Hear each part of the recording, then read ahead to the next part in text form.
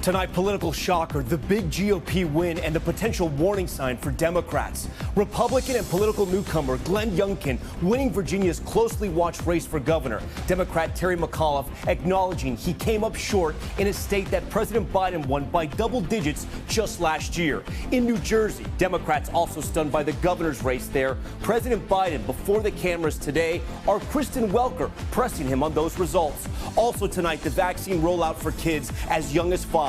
The first shots going into arms across the country today. A doctor who administered some of the first doses joins Top Story Live. What parents need to know about the rollout. Set sabotage? The stunning allegations tonight. Attorneys for the Rust armorer now suggesting someone may have purposely put a live round in that gun before Alec Baldwin fired it. This, as a former crew member, tells our Miguel Almaguer he felt like he was playing Russian roulette every time he stepped on that set. Camp kidnapping arrest and the missing child rescued. The 4-year-old girl found in a locked house more than 2 weeks after she disappeared from a campsite. The suspect now facing kidnapping charges. NFL star in court. Wide receiver Henry Ruggs now accused of driving 156 miles per hour. His blood alcohol level twice the legal limit before a fiery crash in his Corvette that killed a young woman and her dog. And Spears lashes out. The accusations Britney Spears is now making against her own mother as her legal battle heads back to court. Top Story starts right now.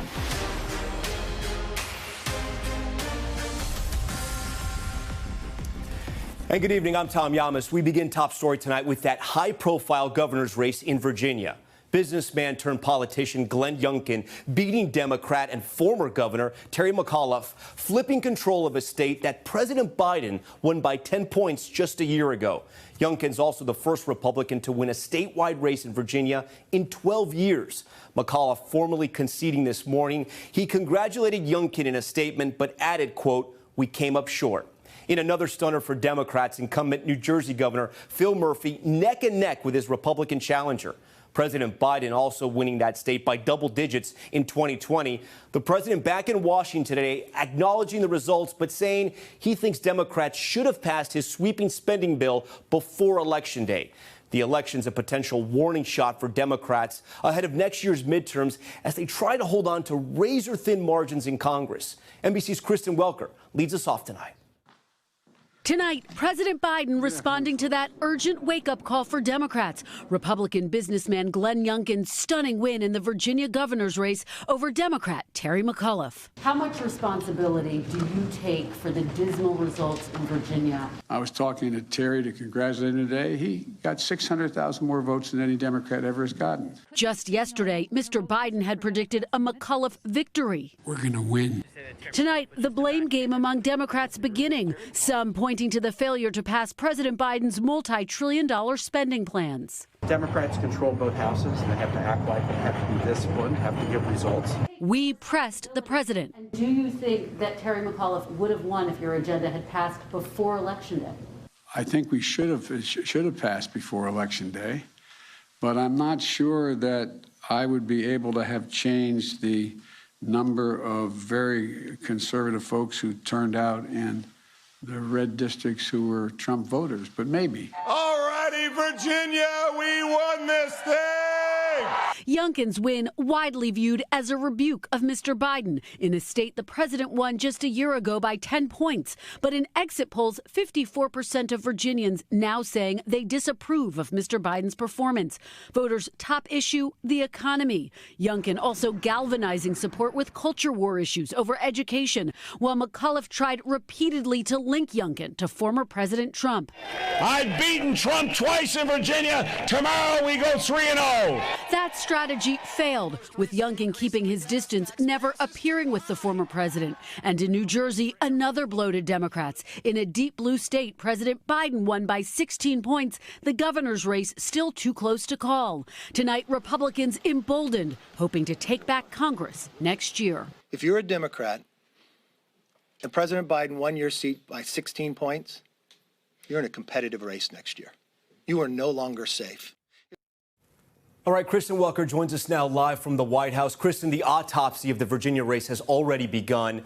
Reporters also pressing President Biden if it was a mistake to focus so heavily on former President Trump in that Virginia race, even asking about how often he mentioned Trump prior to the election. Did he stand by that strategy? Well, he didn't back away from it. Look, big picture, Terry McAuliffe closed out his campaign, largely focused on drawing a contrast with former President Trump, who, of course, was not on the ballot, as you point out. So when President Biden joined McAuliffe on the campaign trail recently, he did deploy that same exact talking point. And as you say, he was pressed today about whether the whole thing backfired. Take a listen to how he responded. Well, the reason I mentioned Trump, if I didn't count the times, is because the issues he supports are affecting their lives every day, and they're a negative impact on their lives. But obviously, the results show a risky strategy. The Virginia race will undoubtedly be a warning sign to Democrats ahead of the midterms that voters want to hear more than anti-Trumpism. The top issues right now for voters, the economy and education, Tom. And Youngkin walked a really fine line when it came to the former president. He accepted his endorsement, but never appeared with him in person. So you can bet Republicans will take a page from that playbook ahead of the midterms, Tom. Kristen Welker leading us off tonight here on Top Story. Kristen, thank you for that. Youngkin's win in Virginia gave Republicans their first big win in the post-Trump era and a possible strategy to get back voters for 2022. Let's bring in NBC News political director Chuck Todd. So, Chuck, the midterms are a far way away. A lot of people were looking at this race as a preview of those midterms. What does Youngkin's win reveal about what strategy the GOP could use possibly for next year's races?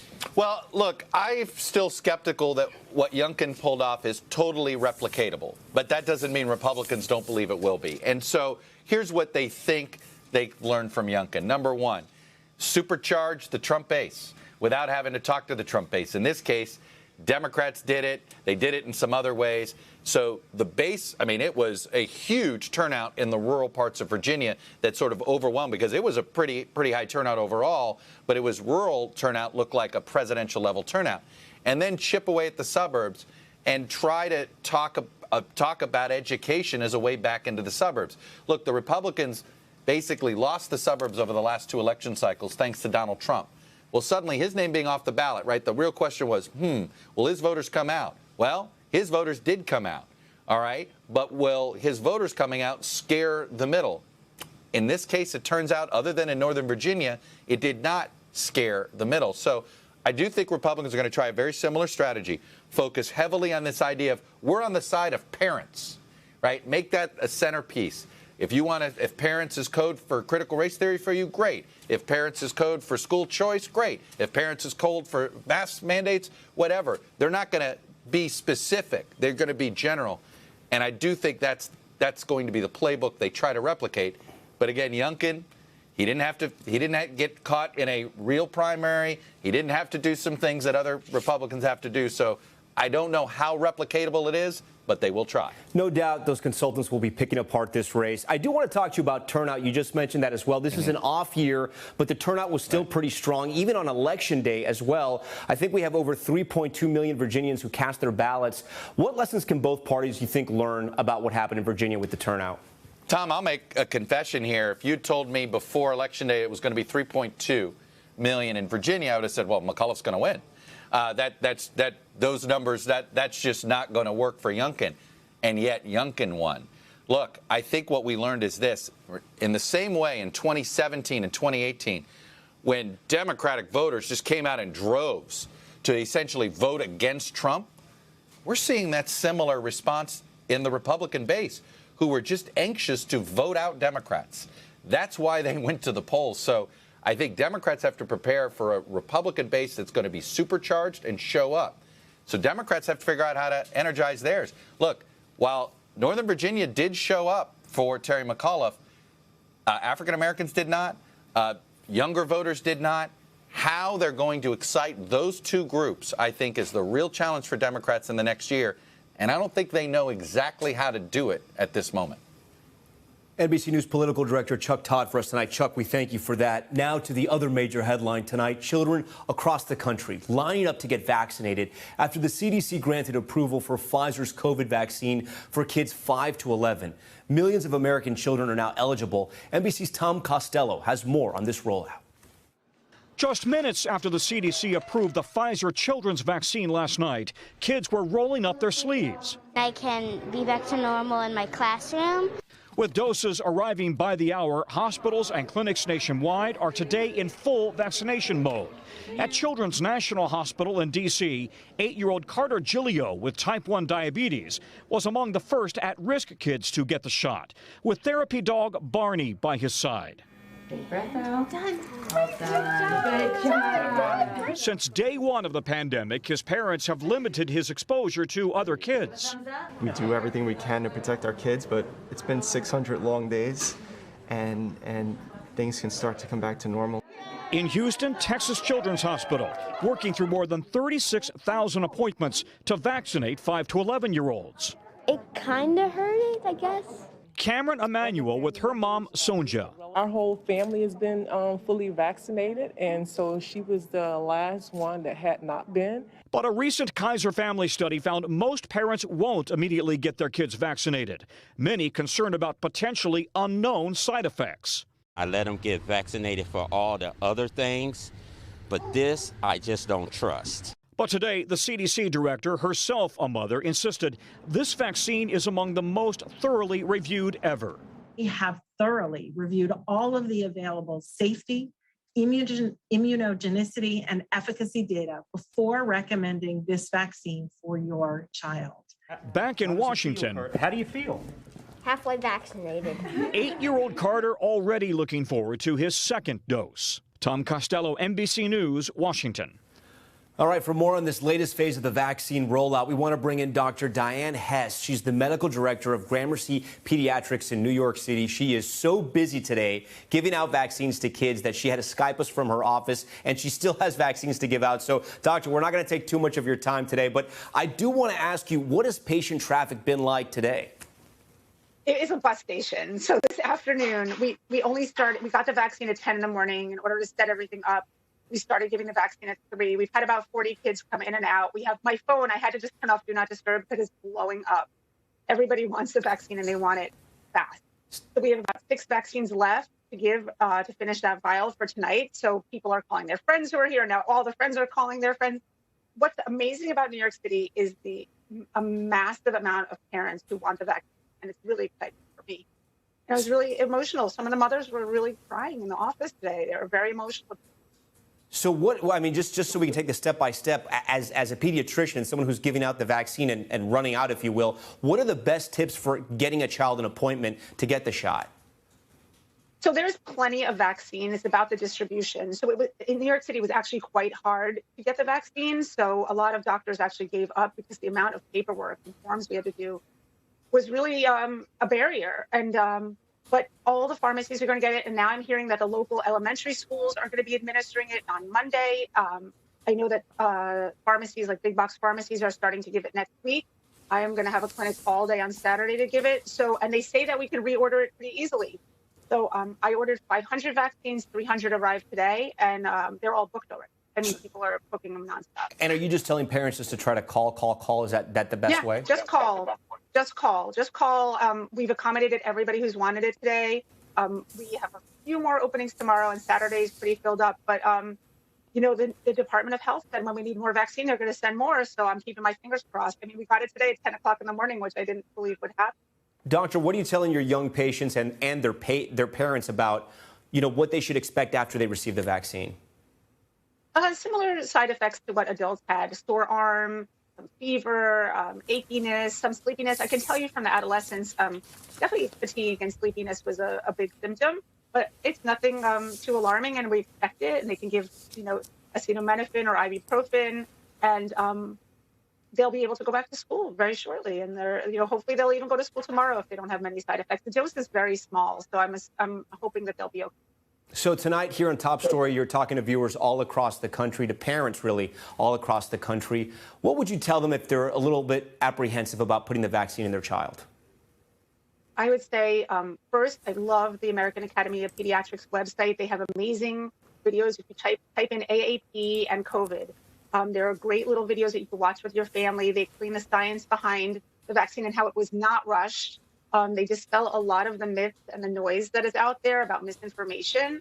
mRNA vaccines are probably the best invention that has been in the last century. And I think we're going to cure many more and prevent many more illnesses using mRNA technology. This is not new technology. It's a new vaccine. We put the brightest minds together on the planet to come up with this. And it was thoroughly reviewed. I have many friends who are physicians whose children were in the studies who did really well. And these kids had to keep records every day when they were in the study. Did I feel fatigued? Did I have a headache? I mean, nothing was taken for granted. And they went back for multiple blood tests. And I thank those kids who volunteered. And I think our kids are going to get some sense of normalcy by having these. I've never seen kids so happy to get a shot in my life. One of my patients just said her daughter was skipping here. How great is that? Yeah, that's definitely breaking news. I've never heard of that either as a parent. Dr. Diane Hess, we thank you so much for your time. We'll let you get back to giving out those shots. And again, thanks for coming on Top Story. All right, now to the latest in that movie set shooting death involving Alec Baldwin. Tonight, the attorney for the woman in charge of the film's weapons making shocking new allegations of sabotage. Miguel Almaguer has the latest. It was no accident on the set of Rust. That's the stunning and explosive claim from the attorneys representing Hannah Gutierrez-Reed, who suggest a live bullet was purposely planted with dummy and blank rounds, resulting in the death of the film's cinematographer. Are you suggesting that this is a case of sabotage? The answer is conclusively and unequivocally yes. The attorneys representing the movie's armorer confirm the 24-year-old did check the revolver for ammo before Assistant Director Dave Halls gave the gun to Alec Baldwin. But they say she could not easily tell the difference between blanks and the real bullet in the chamber. A dummy round looks very, very similar to a live, regular round. It's got a projectile tip, it's got a primer. On the set, the gun sat unattended on a cart for 2.5 hours, the attorneys allege, when someone tampered with the ammo. She tried to do her best. Now, she couldn't be around the cart 24/7. There were other assistants that were supposed to be watching the weapons when she could not be. With no proof of the new allegations and no charges filed, the sheriff says Gutierrez-Reed and Halls remain the focus of the investigation. I went to work every day unwittingly playing a game of Russian roulette. Camera assistant Lane Looper resigned hours before the fatal shooting. Everybody right now is trying to reach for answers. Allegations like that, they just seem irresponsible and short-sighted and lame and, quite frankly, offensive. The production company has not responded to the new allegations. Tonight, new accounts of the deadly shooting as those at the center of the investigation shift blame.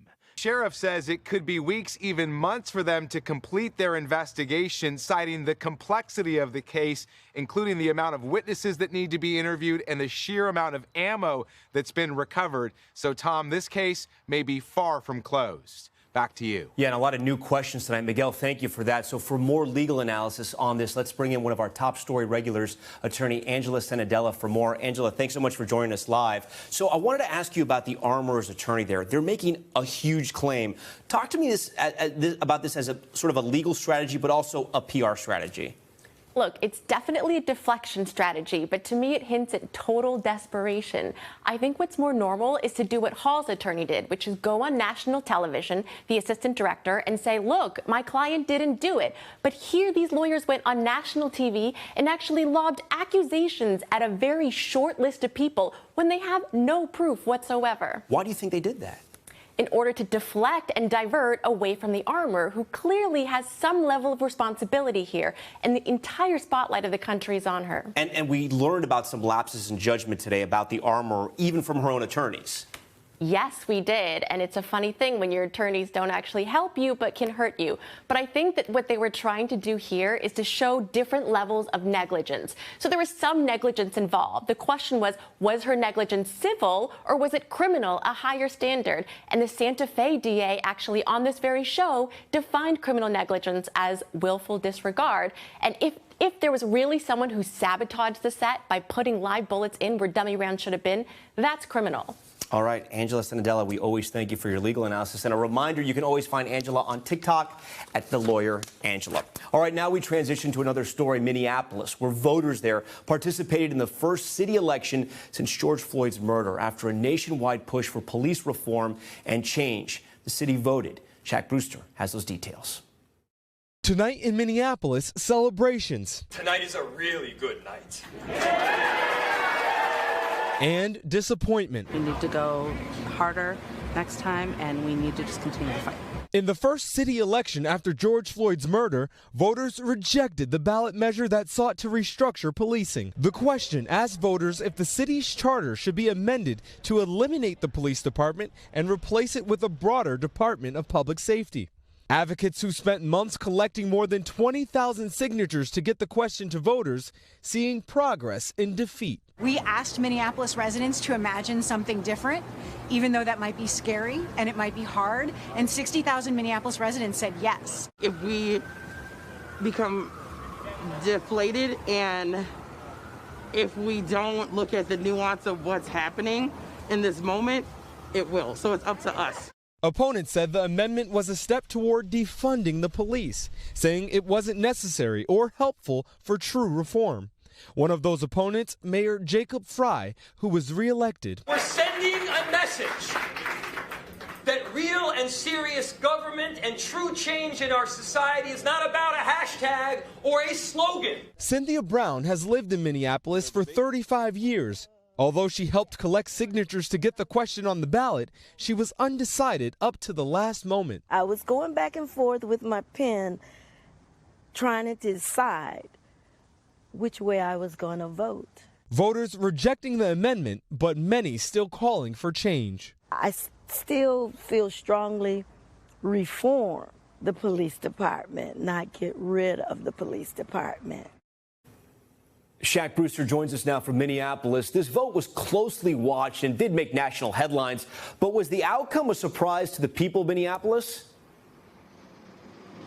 You know, Tom, many people came into the election day not really knowing what to expect. You know, there was not that much public polling in advance of this vote. The last public poll that we saw was in September, and at that point, you had the people who were voting against this or voting for this change ahead, about 49%. But since then, you saw a big shift. You saw folks come out in opposition to this. You saw television ads in opposition to this. And then even last week, the chief of police, Chief Arredondo, he had about a 30-minute press conference where he completely condemned this proposal and said it would be unworkable and advocated that folks voted no. So we didn't really know what to expect, and when we saw that result yesterday, it really did surprise some people, but it was what others were expecting. You know, if we're fair about this, the movement, it started so strong in the wake of the death of George Floyd, and then it appears it sort of faded. Right. That's exactly the case. And I mean, you get a sense of that from that last person you heard in the story, Cynthia Brown. She was one who got petitions. She gathered petitions to get this question on the ballot, but then turned undecided and then ultimately voted no and made that decision in the voting booth. You know, the common theme that I heard from folks who voted no is not that they didn't want reform. Even the mayor who opposed this amendment, he is calling for reform. He made that clear in his acceptance speech or a victory speech even today. The concern that you had was that there was that uncertainty over what this new department would look like. In a city where there's crime rising right now, murders will possibly reach a record at the end of the year, there's a deep fear that you have among some residents and a concern that if that's not spelled out, what are the functions of this new department? If that wasn't spelled out, then they weren't willing to take the risk and support that. And that was the common theme. I think the bottom line is there still likely will be reform in Minneapolis. It just won't be in the form of this amendment amendment to the city's governing document. All right, Shaq, thank you for that. We want to turn now to the Supreme Court and the gun rights debate. The justice is taking up a challenge to New York's strict gun laws and questioning who can carry firearms in public, especially in states with strict laws. Pete Williams has more. Like 7 other states, including California, New York bans carrying a handgun openly in public. Residents can get a permit to carry a concealed weapon, but only if they can show some special need beyond a general desire for self-defense. Gun rights advocates sued, saying that violates the constitutional right to keep and bear arms. It's contrary to the Second Amendment. I mean, does your right to self-protection stop when you leave your home? A majority on the Supreme Court seemed to agree that the New York law is unconstitutional. Chief Justice John Roberts asked why allow a gun permit for someone who lives in a rural area but not a city. How many muggings take place in the forest? A lawyer for the state said the law makes sense, that people are terrorized by the prospect of more guns on the subway. But Justice Samuel Alito said the law isn't fair to someone who works nights and commutes home to a high-crime area. Does it mean that there is the right to self-defense for celebrities and state judges and retired police officers, but pretty much not for the kind of ordinary people who have a real felt need to carry a gun to protect themselves? But some of the court's conservatives, including Amy Coney Barrett, seemed open to keeping guns out of crowded places. Can't we just say Times Square on New Year's Eve is a sensitive place? And several of the justices, including Stephen Breyer, suggested some places should be off limits to guns. I think that people of good moral character who start drinking a lot and who may be there for a football game or some kind of soccer game can get pretty angry at each other. And if they each have a concealed weapon, who knows? All right, Pete Williams joins us now from Washington. And Pete, what is the effect of this ruling likely to be on gun laws in the rest of the country? Well, it's almost certainly going to doom similar laws in 7 other states, including California. But this is likely to be a narrow ruling. It'll strike down laws like New York's that require showing some elevated need to carry a gun, but at the same time recognizing that guns can be banned in sensitive places like schools and courthouses and sports stadiums, places where big crowds gather, and maybe in bars, too. Maybe even Times Square, as we heard in the piece there. Beyond the decision's immediate effect, why is this case so important? Explain that to our viewers. Because it's the first time in our entire history when the Supreme Court will say what the Second Amendment means when it speaks of a right to keep and bear arms. The court held 10 years ago that it provides a right to keep a gun at home for self-defense, but until now, the court has dodged this question. What about outside the home? That's why it's a big deal. Pete Williams with that major update from Supreme Court tonight. Pete, we thank you for that. Still ahead, the fire stopping a Slipknot concert. The band forced to leave the stage. Check this out. With flames seen shooting from the crowd. Authorities now saying fans set it on purpose. Plus, race against time. Crews now rushing to save survivors after a deadly mudslide wiped out homes and buildings in Colombia. And the campsite kidnapping arrest of 4-year-old girl found nearly 20 days after she vanished from a tent with her parents. Isa Gutierrez joins Top Story tonight with where the child was found and more on the suspect now in police custody. She'll update us with some of her new reporting. You're watching Top Story. We're just getting started.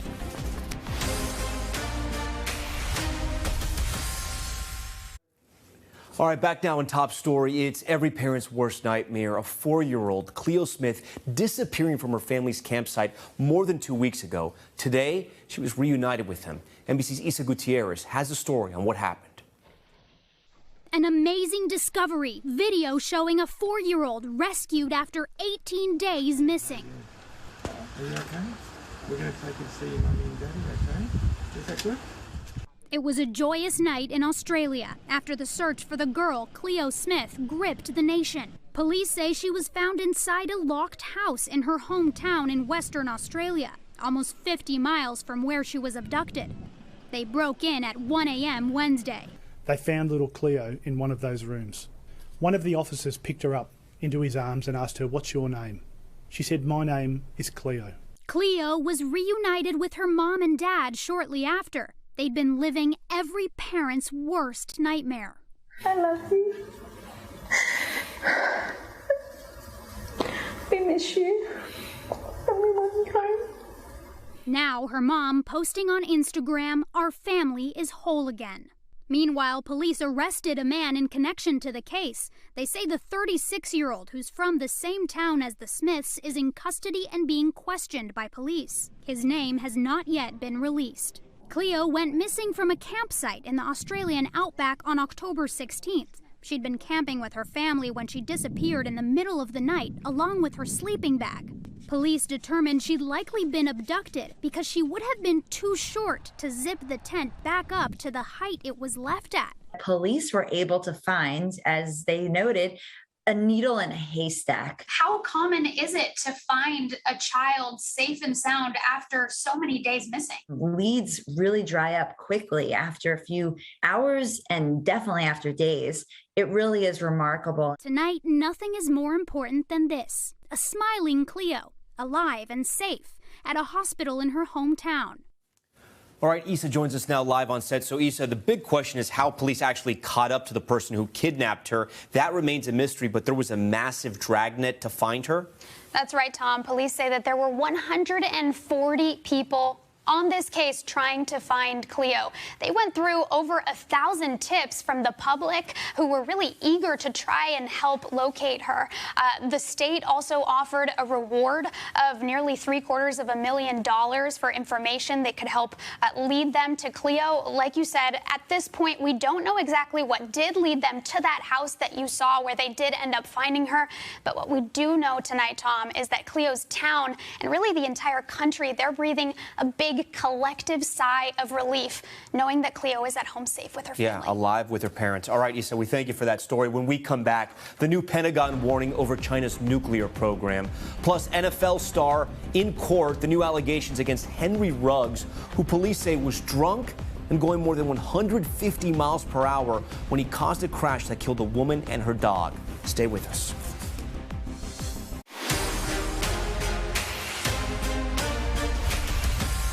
Now to top stories news feed and new developments in the deadly 2019 arrest of Ronald Green. A re-examined autopsy ordered by the FBI has rejected a claim by Louisiana State Police that Green died from car crash injuries. Prosecutors are now focusing on the troopers captured on body cam beating, stunning, and dragging the black driver. The second autopsy commissioned after state police allegedly withheld evidence from the original autopsy. An American woman who was in prison in Indonesia for her mother's murder has been arrested in the U.S. The FBI taking Heather Mack into custody when she arrived at Chicago's O'Hare Airport today. Mack and her then-boyfriend Tommy Schaefer were convicted in 2015 for killing her mother at a Bali resort and putting the body in a suitcase. She was released from prison last week. Mack and Schaefer now facing conspiracy charges here in the U.S.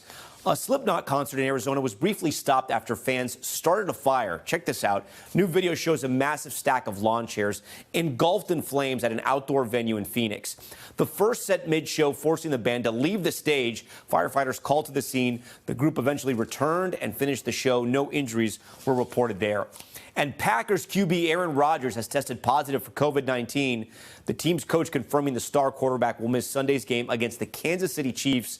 He would not comment on Rodgers' vaccinated status. In August, when asked if he was vaccinated, Rodgers said he was, quote, immunized, but did not elaborate. We now turn to the NFL wide receiver facing felony DUI charges.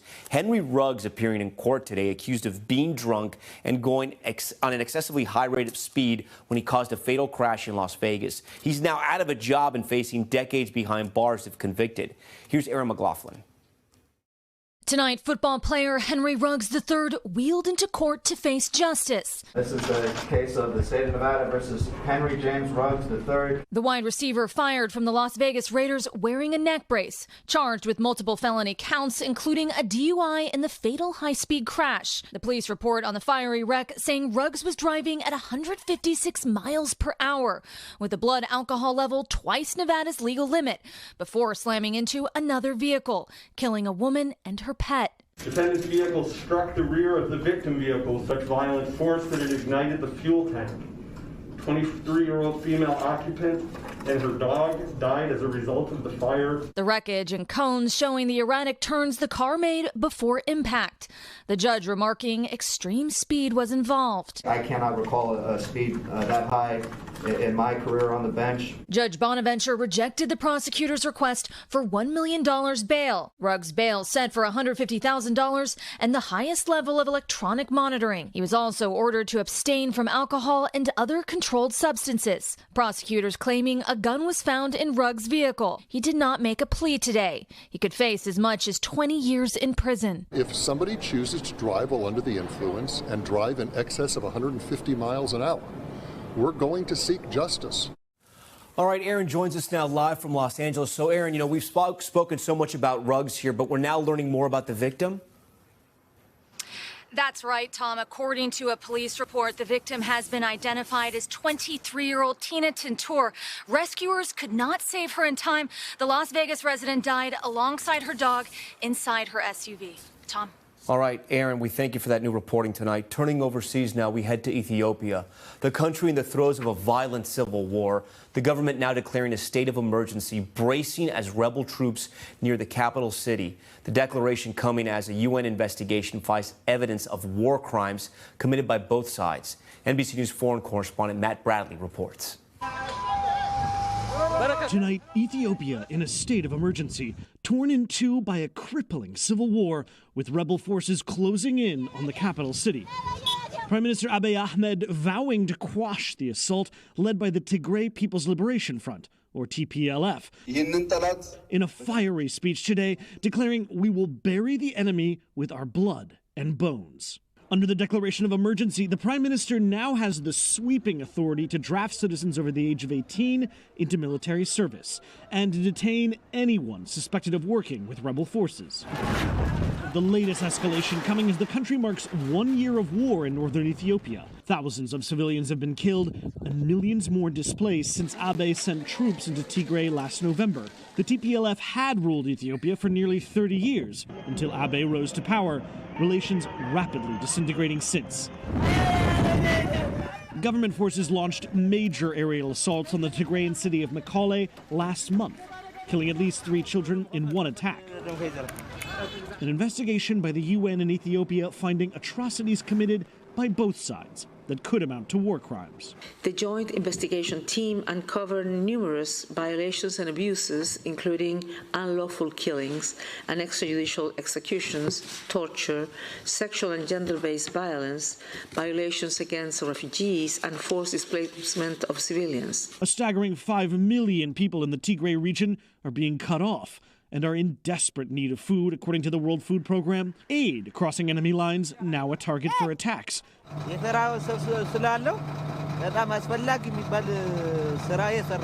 Desperate people here now caught in the crossfire. They kill us. Not we kill them, they kill us. When they kill us, we are helping them now. An estimated 2.5 million people have been forced to flee their homes due to the conflict, some of them living under trees near the front lines of this fight. Their anger at the Tigrayan forces apparent. በዚህ ህብረተሰብ የሚወሩ ያለውን አካላት በዚህ ነው የነሱ እርዳታ የሚያገኙ ያሉትን. Now, as rebels approach the capital, this regional conflict has exploded onto the national stage, the lives of millions of Ethiopians hanging in the balance. Matt Bradley joins us now from London. Matt, besides those war crimes you mentioned in your report there, we also know there's issues of starvation in parts of Ethiopia right now. Aid groups can't get supplies in. They can't even get in themselves. So the big question tonight is, we know the U.S. has been watching this closely, but how are they reacting to this latest escalation? Well, now we're hearing from the Biden administration that they're dispatching their special envoy for the Horn of Africa, Jeffrey Feltman, to try to resolve the conflict. And the Biden administration has signaled as recently as Monday that they're open to imposing sanctions on individuals or institutions who have perpetuated this horrific violence. But Tom, amidst all of this, we have to remember that international institutions, aid organizations, individuals, diplomats, they've all tried their best to try to end this conflict, and they've all been urging peace. But so far, it's only gotten worse. Tom? Matt Bradley for us tonight. Matt, thank you. Now to Top Stories Global Watch, and we begin with the U.S. warning over China's nuclear program. A new Pentagon report saying China is ramping up production and could have 700 nuclear warheads in the next 6 years and at least 1,000 by 2030. The report also revealing China was worried the U.S. would start a war in the days leading up to the 2020 election. All right, the search for survivors tonight after a deadly landslide in Colombia. From our America's files, heavy rains triggering the landslide near the country's border with Ecuador. Buildings and homes wiped away with at least 11 people killed and dozens more missing. Rescue efforts were temporarily paused over the threat of more landslides. All right, from a billionaire to armchair investors, once upon a time, AMC was a sleepy movie theater stock with unspectacular returns, but a steady stock price. Then the pandemic happened and the value of the company tanked. But an internet army came a long way to save it. CNBC's Melissa Lee takes a look at all of this in the new CNBC Digital documentary, How the Apes Cracked Wall Street. The ape movement, the ape revolution, it's there. We're really seeing the apes stepping up. And I think it's absolutely awesome. We are the freaking market of the apes, developing before the Wall Street guys who thought they could win this, who thought their ego and pride would be able to slam us back down to planet Earth. We're fighting for a fair market against the hedge funds. The apes, they're insatiable. Across the country, millions of people are connecting online in a digital uprising. It's the populace versus the elitist. It's the 99 versus 1. It's the David and Goliath story. They call themselves apes, as in dumb apes or the dumb money. This is the battleground of a multi-million-dollar war between Main Street and Wall Street in the fight to save a 100-year-old movie theater company from bankruptcy. I am in the AMC movement. We're fighting against the impossible. I'm an ape because the system is corrupt. What we're holding for is that disruption. We're just dumb old apes. And together, we are strong. When we stick together, they don't know what to do. And it's working. And that's so cool. And they're shook in their damn seats. Emboldened by the run in the stock and deeply distrustful of MSM, or mainstream media, they rely on each other and a handful of charismatic social media influencers with hundreds of thousands of followers on YouTube. What's up, what's up, what's up, what's up, YouTube? Here we are. Let's do this thing, Moon Gang. Any great change that comes in the world didn't come quietly. It came with noise. It came with blood. There's so many people who very much want to fight for market fairness and transparency. And sure, the apes may want to change the way Wall Street works, but they also want to make money. All right, Melissa Lee joins us now. Melissa, I feel like we always learn something with your specials. So we all watched this story as it unfolded in real time in amazement. But in talking to these people that we're calling the AMC apes, what do they think they accomplished? I think a lot. For some, it was all about money, clearly, Tom. They saw what happened with GameStop. They saw the fortunes that were minted, the technicalities of the trades lined up in terms of GameStop and AMC at the time. So for them, it's money. But for many, many in this community, it's about exacting change on Wall Street and this notion of, quote unquote, stick it to the man. They experienced the great financial crisis. They saw what listening to brokers and talking heads did to their families, did to their own personal wealth. They then saw Occupy Wall Street. And here we are at this very moment in time where people were suffering in the pandemic and social media abounded. TikTok, Reddit, Twitter, all of that enabled all of these people to come together, to converge and amplify their voices together. And Wall Street is actually listening, Tom. Yeah, well, I want to ask you about that. And I know we've talked about this before, but we have sort of this strange time in trading, right? You have all this robo trading that's happening all the time. Then you have all these new day traders that sort of signed on during the pandemic. So what does Wall Street make of sort of this movement that has happened? I think at first they were very, very dismissive of it. You heard them call them it's a flash in the pan kind of trade. These are tourists in the stock market. But here we are months and months later, and we're still talking about AMC, and you can still see the vibrancy in the community and their commitment to this stock. But what I think is really going to come out of this, Tom, is that Wall Street's never going to completely dismiss the retail trader anymore. You hear it among short sellers who say, you know what, you don't want to short these kinds of stocks anymore. You don't want to stand in front of that trade because of what might happen, the huge losses you might see. And there are issues now that the Securities and Exchange Commission is now dealing with because of this retail community. Issues like, and I'm not going to go too deep, payment for order flow, dark pools. These are all things that were taken for granted as part of the system before.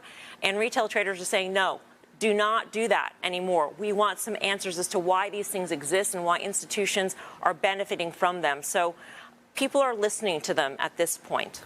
All right, Melissa Lee, we look forward to it. You can watch How the AMC Apes Cracked Wall Street right now on CNBC.com or on CNBC's YouTube channel. Make sure to watch. Coming up, Britney Spears lashing out. Why the pop star is now accusing her mother of, quote, ruining her life, and the new action her father, Jamie Spears, is taking in court. Stay with us. Back now with the latest on the legal battle involving Britney Spears. In a now deleted Instagram post, the pop star accusing her mother of coming up with a restricted conservatorship as her father, Jamie Spears, seeks to end that agreement altogether. Mara Barrett reports. Tonight, Britney Spears pointing the finger at her mother, a new chapter in the battle over her conservatorship. In a now deleted Instagram post, Spears writing, "My dad, Jamie, may have started the conservatorship 13 years ago, but what people don't know is that my mom is the one who gave him the idea. She secretly ruined my life." What ramifications could posting something like that and then deleting it have in all of this? It doesn't necessarily matter whose idea it was to file for the conservatorship originally. It's ultimately going to be up to the judge to decide whether or not the conservatorship terminates. Britney's father, Jamie Spears, relenting on control over his daughter, requesting to immediately terminate the conservatorship. In newly filed court documents, Jamie's attorney saying Britney's recent testimony and request to take personal control of her estate and affairs have made clear that continuing the conservatorship is contrary to her desires. A judge ruling in September to remove him as conservator. He is trying really hard to get himself out of this situation unscathed. So it makes sense to cooperate. But in recent court documents, Britney's attorney claims Jamie's reversal is an attempt to avoid disclosing information about the handling of Britney's finances and alleged electronic surveillance recordings of the singer. Those accusations of the surveillance first made in a New York Times documentary. A former security employee saying Jamie and some members of his team monitored Britney's every move. Her intimate relations were closely managed. How you doing, Britt? You know, Britney could not have someone in the privacy of her house without those three people knowing. The security company, enlisted by the star's father, telling the New York Times, quote, they are particularly proud of keeping Miss Spears safe for many years. An attorney for Jamie Spears insisted he operated within the parameters set by the court. In a hearing next week, Britney is seeking a final ruling on her freedom. Her attorney has made clear in court filings they want Jamie to respond to questions about the alleged recordings. It would be very unusual to be recording someone who is otherwise competent, independent, an adult. There has to be some overriding reason for recording somebody. All right, Maura Barrett joins us now. So, Maura, this battle over Britney's conservatorship, a lot of people want to know, when is this finally going to be over?